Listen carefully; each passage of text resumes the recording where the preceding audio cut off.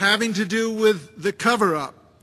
And, you know, these are a whole bunch of things like the confiscation of the surveillance tapes of the impact on the Pentagon, the confiscation of the air traffic control voice tapes. It goes on and on and on.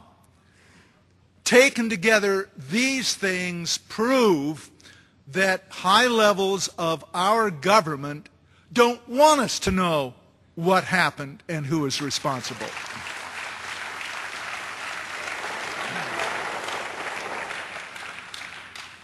And then there's a third set of facts that impinges on the president's thinking and all of that. These are the facts of what happened after 9/11, and this is a historical record. For example, Ashcroft and his cronies got their Patriot Act, which takes away our civil liberties and trashes the Bill of Rights.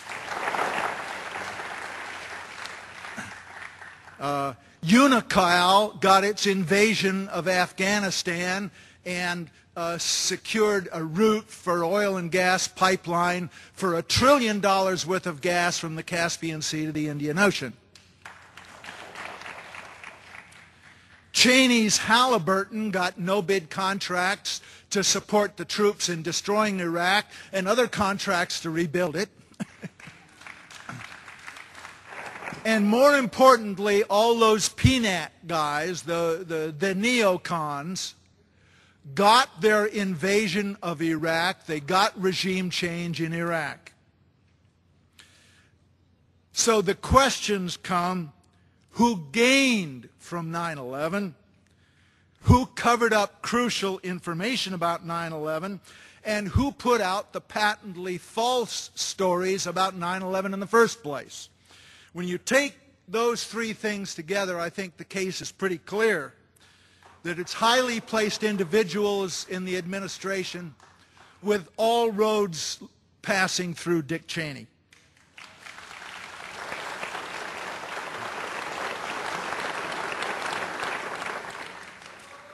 I think the very kindest thing that we can say about George W. Bush and all the people in the U.S. government that have been involved in this massive cover-up, the very kindest thing we can say is that they were aware of the impending attacks and let them happen.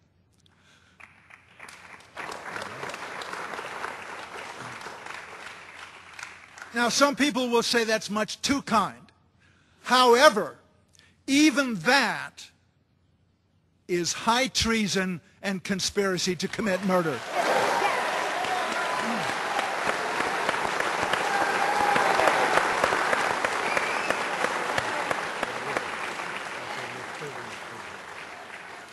When we talk about the rest of this stuff, there's one thing I want us to keep in mind. If enough of the American people are stupid enough and manipulated enough to re-elect this gang of thugs, then we, the true American patriots, will have no recourse but to continue pushing for a real investigation, perhaps by the Attorney General of New York City, who knows? An investigation telling the truth and leading to the indictment of these people.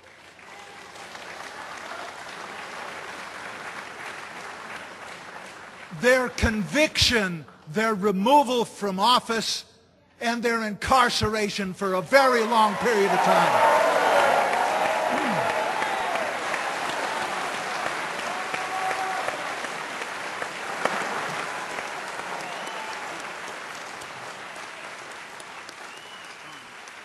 We're going to return to our panel to discuss these issues, whether or not 9/11 was unavoidable. Still, we wonder, after such a supported and supposed failure, shouldn't anyone be held accountable?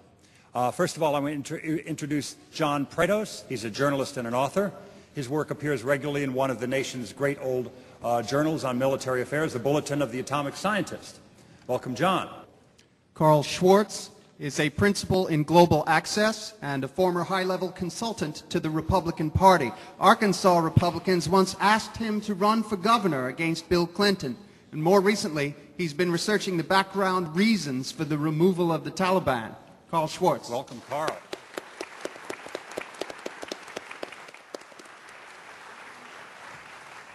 Mr. Prados, who, if anyone in the government, should be held accountable for 9/11? Who's to be held accountable? I think it's pretty clear. The President of the United States, George W. Bush, who failed to exert leadership at a key moment in the nation's history. The Vice President of the United States, Richard Cheney, who was in charge of a committee to deal with the terrorism issue and wouldn't meet with it before September 11th happened. Attorney General of the United States, John Ashcroft, who cut money out of the terrorism budget the day before September 11th. The National Security Advisor, Condoleezza Rice, and her deputy, Stephen Hadley, who held back the plan to do anything about al-Qaeda for 9 months during the months that something could have been happened. The Federal Bureau of Investigation, which muffed its investigation of what was going on in terrorist circles in the United States. The Central Intelligence Agency, who failed to appreciate everything that was going on, even though George Tenet was running around with his hair on fire. There's a lot more I could talk about, but I think we've got little time here, so I'm going to pass it along. There's somebody I want to hear from, and thank you, John. That was quite eloquent. You know, not only was the Clean Air Act, Clean Water Act signed under President Nixon, but a lot of the recent environmental laws passed we couldn't have done without Sheri Boehlert and John Chafee, now deceased, and Lincoln Chafee, and wonderful Republicans who've stood up in the environment. We have a Republican here tonight who's here to prove this is and should be a nonpartisan issue. I'd like to hear from Carl Schwartz, please. Carl. Every time I hear the name Ashcroft, I have to remind myself this was a guy that lost an election and a gubernatorial in the Show Me state to a dead guy. And then his next job is to come before every one of us and treat us all as an al-Qaeda suspect. So I am not real proud to call myself a Republican these days.